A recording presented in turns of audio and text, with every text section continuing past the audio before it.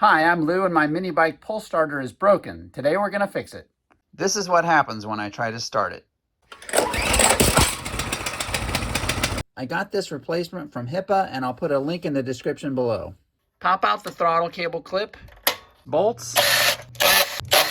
When you pull the string, those two tabs are supposed to come out and spin the motor by grabbing in these holes. You can see in the broken one, only one metal tab comes out and the other one's actually gone. It's laying right here with its spring, and here's the reason. This plastic chunk is blown out. I could just bolt this right on my mini bike, but I want to keep this black shell. So we'll take this out of the center, pull the bad one out.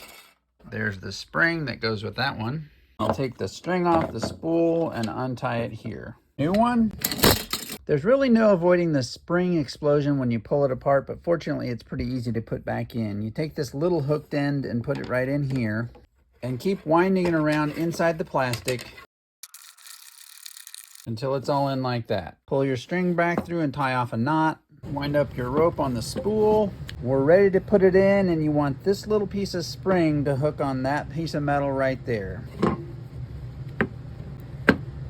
You know you've got it in right when you twist it and it goes back. If you didn't manage to get all your rope in, you can just feed it around inside like this. If it's too loose, run it around again. And it should be about like that. Put this back on. Make sure the tabs come out when you pull and bolt it back on. Here we go. Thanks for watching.